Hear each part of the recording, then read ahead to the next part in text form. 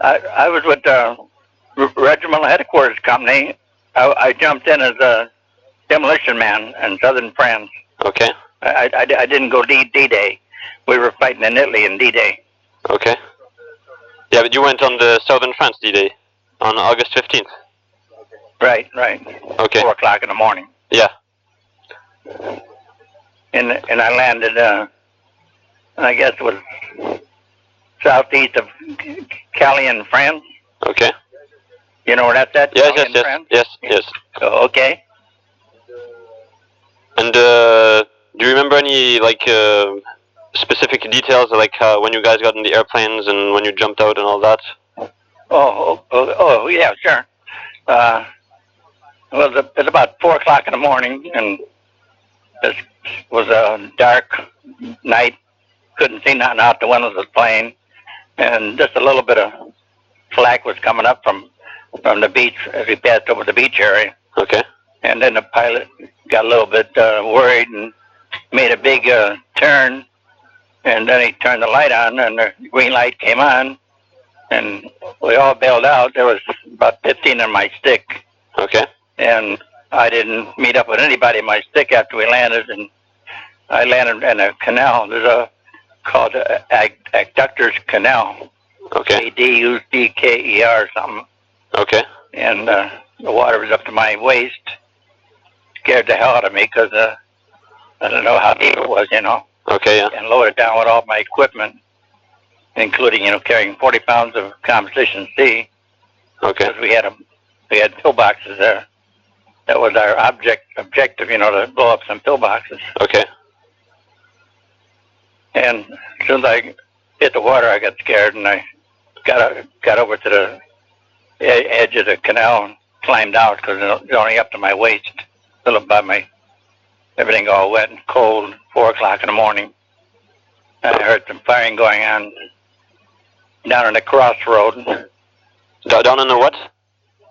It was a crossroad. Okay. About a block away from where I landed. I heard the firing, so I headed towards the firing. Okay. And I got up to the roadway there and saw one of my buddies laying in the middle of the road. Yeah, he had his back kind of split open where a ricochet tore off all the meat off his back, and his kind of his lung was kind of exposed because he was, trying hard to breathe, and we put a compress on him, and I had to take off and let the medics take care of him. Okay. And I joined in the fighting, and down by the bus, there was a bus and truck there at the crossroad, and we shooting at the Germans and killed most of them, and a few of the rest of them surrendered. And then I departed that little group and joined another group, and up near a big chateau. And I stayed there with some wounded people got hurt on the jump. Okay. And from there, I kind of operated as like a guerrilla, and we were going down there raiding the German vehicles that were going back and forth on the highway. Okay. We'd catch an isolated one because we didn't have many people there. Yeah. And either blow them up, kill them, and destroy them. That was our mission. Harass the Germans in the rear areas. Okay, yeah. We did that for about 3 days. And then all of a sudden I wake up in the morning and I see one of my buddies run up to the 50 caliber machine gun and says, look what's coming up the road. And it was more or less like a battalion of Germans coming down the road. And I told the guys, don't shoot, don't fire. But he wasn't listening to me, and he opened up. Okay. There was only about 6 or 7 of us in a whole battalion. He kind of attacked them, and that road got cleared off in a hurry. Yeah, I think he killed about 14 or 15 of them. Okay. And they thought you... Well, okay, keep on. Yeah, keep on going. Pardon me? Just keep on going with the story. Yeah. Okay. So I says, okay, let's evacuate everybody and move them towards the town of Callian. And we had a lot of walking wounded, broken ankles and sprained knees and stuff from the jump. None of them were hurt, fighting the Germans. They all got injured from the jump. Okay. So I ordered everybody to evacuate, and everybody started heading towards town of Callian, and I stayed behind there and held a rear guard action, and everybody got away but me. Then I'm shooting down at the Germans here. I killed maybe 4 or 5 coming up the side of the hill to the big wall we were hiding behind there. It was one of them erosion walls, and I was firing at them. Okay. And all of a sudden, a mortar goes off and slams me against the wall and puts a big hole in my right thigh. And that kind of scared me there. Yeah. Because the blood was squirting all over him, hit an artery, Okay. So I put a tourniquet on real fast and put my hand up, surrender. And they kept shooting at me, so I said, I got to get inside the chateau. Because if I didn't get inside the chateau, they would have probably killed me outside, for killing Germans there. Yeah, okay. So I crawled over the wall, rode down the hill to the chateau, and the last thing I remember was knocking on the door, and then I passed out from loss of blood. Woke up, and Germans all around me. I'm laying on the cellar of the chateau, and they're here to interrogate me, and I just kept saying Nix, Okay. And that was the extent of my little escapade there in southern France. So the Germans held me for 3 or 4 days, and then they finally decided to leave the area because the Americans were moving up real fast and surrounded the chateau. Yeah. And then I got evacuated down to the beach, and they operated on my leg right away because the Germans, they wanted to cut it off, and I said Nix. Okay. So I got evacuated all the way back to Italy. Yeah. That was just one little incident of my life. And I spent a couple months in the hospital there. Then I rejoined them back in southern France. Yeah. And about that time, we decided to head up to France. The whole regiment got pulled off the line. We headed for France. To northern France, yeah. Yeah. And then the bulge happened. You know about the bulge. Yeah, I know about it. Yeah. Yeah. So the bulge happened. Then I switched over from demolition to intelligence. Okay. Yeah. And then I got wounded twice more in the bulge. Okay. And I was one of the few after the war ended. I was flying to Norway with the British Airborne on May 7th, okay, 1945. I volunteered to go to Norway with the British. Okay, yeah. I'm one of them eager beavers. Okay. And what else do you want to know? Well, basically, I got wounded twice in the bulge, yeah. Well, the stuff that interests me is all the Southern France stuff. Well, I mean, I'm interested in everything in Second World War, but right now I'm specifically trying to make a book about just the Southern France part. So what you told me is quite interesting and stuff, and like what you said right now, I'm taping it with a machine. You're the one that sent me an email, right? Yeah, Okay. on the 517 website. And so what you said, I taped it right now, and then I'm gonna write down basically everything you told me, so that I'll have a text. And then when I'll be making my book, I'll be putting in what people told me, like different accounts, and I'll put that what you told me about that with that. I think I still got your address. Now, if I send you a CD, yeah, I need you to mail it back to me. Is it okay? What kind of CD? I got a CD explaining a lot of stuff, things in my lifetime. If you want, yeah, I can. Would you be interested in looking at it? Yeah, I would be. But yeah, and I can send it back to you with no problem. Yeah. But already, like what you told me right now, I already taped it, so I already have that. Like I'll be able to write that down. You understand? Yeah, because the CD has got all my awards and. Okay. Yeah. And, because I'd be interested to have like pictures of you and stuff like that. Yeah. Because I'm planning on using that as well. Oh, you already got that, huh? No, I don't.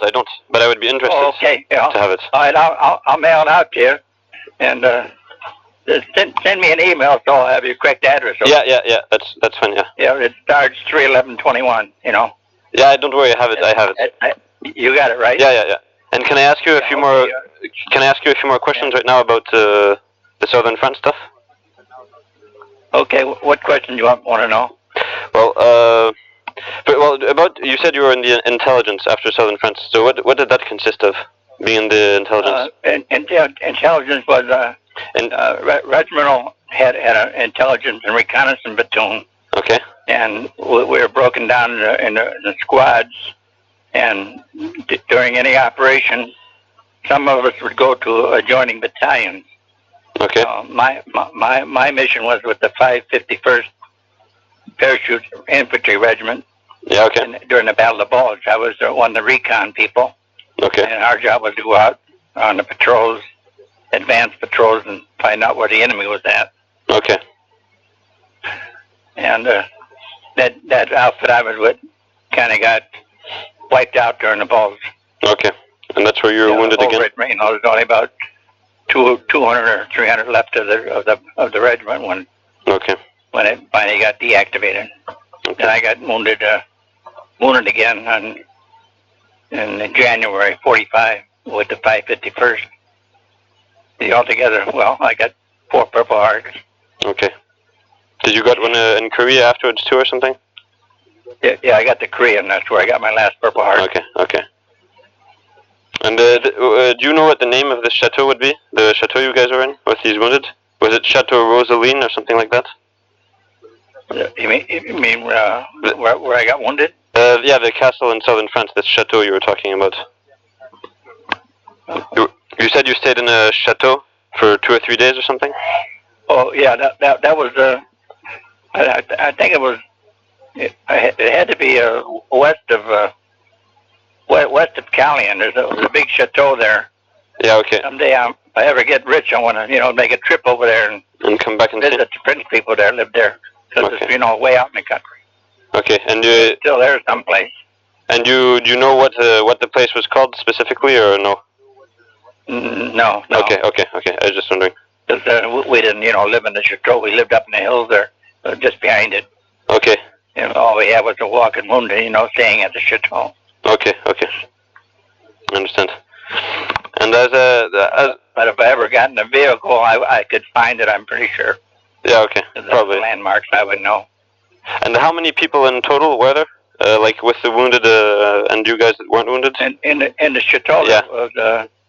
There was about 7 or 8 there before we evacuated them. Okay. Everyone got evacuated but me because I got captured, by the Germans. Yeah. Okay. And I was the only one that was left there. Okay. Because I made everybody else, retreat and go to the next town. Okay. And when you were being held by the Germans, did anything interesting happen? Like, did they ever mistreat you, or did you ever see anything worth talking about or something? Yeah, the German major, he kicked me in the face. Okay. Because I lied to him. He asked me how many paratroopers were in the hills, and I said, the last time I counted them was 1,000 of them, and then he kicked me. Okay. And knocked out a couple of teeth. Okay. And as soon as they all got captured by the Americans, I made them bring all the prisoners and parade them in front of me because I was looking for that major. Because my face was all, bloody and the jaw was sore. Okay. So I was mad. I would have killed him there if I caught him. And did you find him or no? No, he got away. He was an SS major. Okay.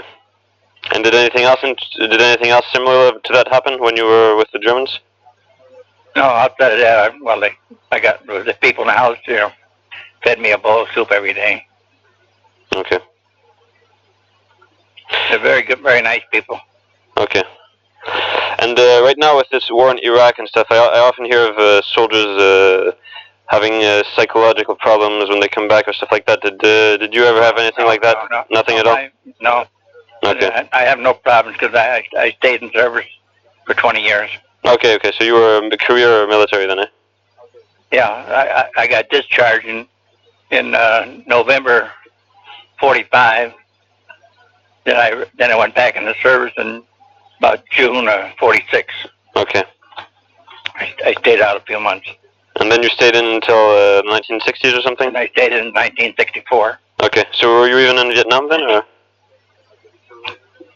Pardon me? Did you ever get to Vietnam or something? Or just to Korea? I got to Korea and made it, and then I had another tour over in Europe, but I never got a chance to travel because I had a family with me, a wife and 6 kids, so I couldn't travel too much. Okay. Okay, and is there anything else you can think of that happened in southern France? Anything, I don't know, even specific little details about, I don't know, people getting wounded or killed, or some Germans, or I don't know what, anything that you didn't tell me about already? Well, the last time, that I got shot up out there, I was with these people in the 551st, and we were, maybe a couple of 100 yards behind the German lines, looking for, German positions. And when the patrol leader stepped on a mine, it killed the man behind him and blew my boots off and got me in both feet. And the patrol leader got hit in the jugular vein. Okay. And his blood was squirting. I kept him alive all night and then one guy back for help. And we had a hell of a time trying to keep him quiet because the Germans were moving all the patrols right around us there, and we heard them. And it was snowing out there and cold, and then they finally found us and carried us back. Then I got evacuated to Liège, Belgium, and sweated out the buzz bombs. Then got down past Paris to Marseille, and then they shipped me over back to England there to a big hospital. Okay. It was cold them days because I had no boots on and I had no gloves. Got my feet and hands both frostbitten, and spent a couple months in England. Okay. At a big hospital. And did you ever have any problems with mines in southern France, just after the landings or anything like that? No mines at all. Okay. And mortars and small arms fire. Okay. And that's what hit me in the thigh. When the mortar hit the wall there, it caught me right in the thigh. Okay. And hit the jugular vein. Okay. And I mean, it hit an artery or something, or an artery. That's all. Okay. And did you see any glider troops landing or other paratroopers landing, like during the day after August 15th, or was that further away? I didn't see no gliders at all in our area because we were up there on the side of the mountain and the hills there. And we were so scattered apart, when we dropped. I didn't see nobody from my stick at all. There was just 15 of us. And I didn't see nobody I knew at all. Okay. So we operated as guerrillas, more or less. Okay. And I'm just thinking if I have any other questions I could ask you about that. Yeah, was there anybody in the stick that hesitated to jump on that combat jump, or everybody did what they were supposed to when they went out of the airplane? Everything worked how it was supposed to when you jumped out of the plane? Oh yeah, everything was good except for, not going on our regular drop zone. Yeah. Our drop zones mine was pretty close to the beaches because my objective was to blow up pillboxes on the beach because I was carrying, the 40 pounds of explosive with me. Okay. And I never saw the pillbox. Okay. We were up there in the hills. Okay. Up in up not too far from the Chateau and that crossroad. Okay. And do you remember? Have you got any of the booklets at all? Any what? Do you have that 1/5/17 booklet? No, I don't. It's got all the pictures around it. Well, I have one of the books that was made that has really lots of pictures. A book called First Airborne Task Force. One's got a booklet with a circle of pictures around the cover. On that one picture, you'll see a bus and a truck. Yeah. That's the area I was in. Okay. If you have to have that 5/17. But I don't have the one. I don't have the 5/17 booklet though. No. No, I don't have that. Oh, okay. But yeah. Do you have any 5/17 books at all? I have one book called First Airborne Task Force, It has lots of pictures of the 517th, but also the 551, 509, 1st Special Service Force. And then of course I looked at the internet site quite a lot, the 517th website. But I don't have any of the booklets now. They put out a little paperback. You don't have that either, huh? No, I don't have it. Can you read? Can you read English? All right. Yeah, of course. I'm actually half Canadian, so I was born in Canada and stuff. Because with the CDs, I'll put a book in there. You can have the book. Okay? Yeah. Okay. Sure. Yeah. That's great. It's a paperback. Okay. That's good. It's called the Fighting Buzzards. Okay. Yeah.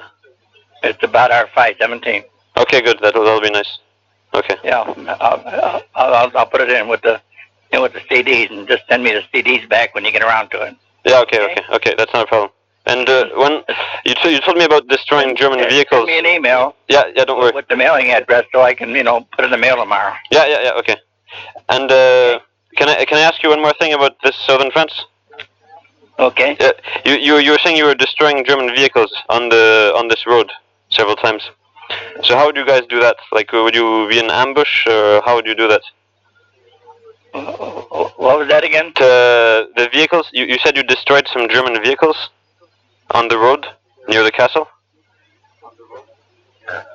Some German cars and trucks going by. Didn't you tell me that? Oh, when they caught me? No. When they had me prisoner? No, before that. Didn't you say that you guys destroyed several vehicles on the road or something?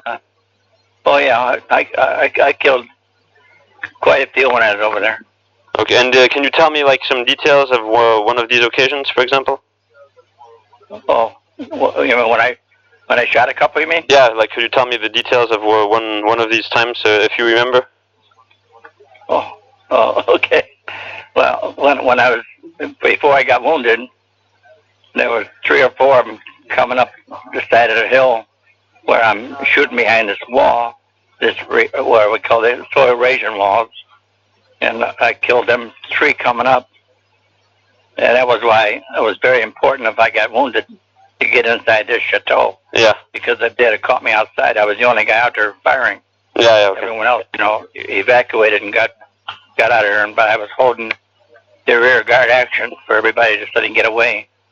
And I thought I would get away too, but I didn't. I got hit by the mortar.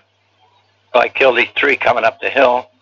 And, well, before that, I killed a few down on the road by the convoy. We were knocking off trucks here and there.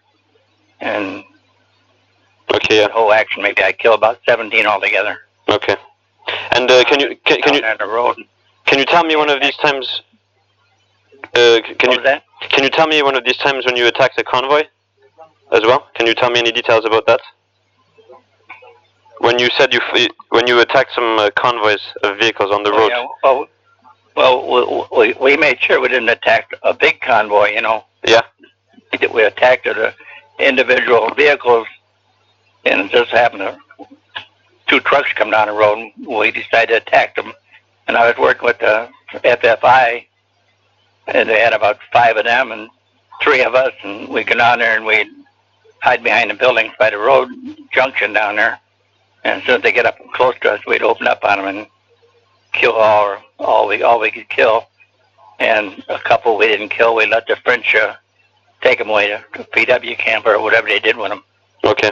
But we didn't have no place to hold the prisoners, so we let the FFI take them. There's about 3 or 4 FFI members that would take the prisoners away. Okay. And I shot this one guy, 3 or 4 times, but I hit him kind of high. And I went up to him with my finger, and the bullets went right through him. But it was a carbine I was using, and don't have the stopping action of a 45. So after that, I looked around, picked up a Thompson later on. Okay. I let the young kid live. He was only about 17 years old. And I gave him to the French, and they took him away. Okay. And then this day when you were wounded, you had a Thompson then? By then? When I got wounded? When you got wounded in the thigh, by then you had a Thompson, you said then? No, I still had a carbine. Okay. I didn't pick up a Thompson until I got to the Battle of Balls, and I got a Thompson. Okay. So you had that the USM-1 it was called or something? The carbon. The weapon was the USM-1. Yeah, it was a folding stock 30 caliber carbine. Okay. I had a sidearm too. Okay. And you said this German guy that you had shot him 4 times? Yeah, I hit him 3 or 4 times with the carbine, and then he come out with his hands up, and I went over to him, turned him around, and said, you should be dead, but I let him live because if he could take 4 bullets through the upper part of the chest without hitting the vital spot, I said, let him live. He deserves to live. He's just a young German, about 18. Okay. So I gave him to the French and said, here, patch him up. I didn't kill him, so I let him go. Okay. Let the French FFI have him. Okay. Well then, the funny part of this whole southern France was, after I stood over Miller, I was laying on a road with his, back exposed from the ricochet bullet tore off all the skin there, and I could see air coming out of his back. And the funny part of that whole thing was, I stood over him and I said, "No, I don't think you're gonna make it." And the funny experience was, when I got evacuated off the beaches and shipped back to Italy, the hospital, I'm in the same ward with Miller. Oh yeah. And Miller's remark to me was, he said, "Holzworth, I heard you saying that I wasn't going to make it, and here I am." Yeah. And I was more than happy to see him again, because he got evacuated right back to the States. Okay. Yeah. Okay. Well, I think that looked like somebody took a meat cleaver and cut open his back, because the air was coming out of his back. That's how bad he was. But he survived, and I was glad of that. I never saw him again after that, outside of being in the same hospital ward with him in Italy. Okay. Well, I think that's pretty much all I had to ask you about. So, okay. So I'll send you an email with my address, okay? Okay. And would you maybe... if I get a chance, I wrote a letter to my father, and I got a copy of that letter. I'll make a copy of between now and or Monday and mail it off to you. Yeah, sure. And anything that it tells quite a lot about what I did. Okay. Anything that you have about southern France, I'm interested if you can send me a photocopy or something. Anything about southern France, basically. And then just make sure you send my CD back to me. Yeah. Okay. Okay. Because I'll put all this stuff together for you. Okay. Yeah. And okay. Yeah, that's great. And just would you maybe know? Email with your mailing address. Yeah. And would you maybe know a couple of other guys and the 517th that have a good memory and that you think might be willing? They're all kind of dying off on me. All my close friends are. Okay. But I'm 85 right now. Okay. But I stay pretty active, doing a lot of things. And okay. Well, if I find any, I'll pass it on to you. If you can think of one or two guys that might be happy to talk about it, basically, you can send me their phone numbers or something, or their addresses with the letter, and tell me about it. Okay? Because the ones I hung around with are all dead. Okay. So that's why I say to all my close buddies that I went in with and got out with, they're all died off on me. Okay. Well then. So there's not much outside of. There's not really any. That you can think of? Well, if you think of one, you can tell me about it, because I'd like to try to. I'll send you an email on it. Yeah. Okay. Yeah. Okay. Don't forget, send me your address. Yeah. Well, thanks a lot for speaking to me. Your mailing address. Yeah. Yeah. Well, thanks a lot for telling me everything. I'll send some stuff to you. Okay. Well, thanks a lot, Mr. Holzworth. All right. And have a nice day. Okay. Goodbye. Goodbye. Bye.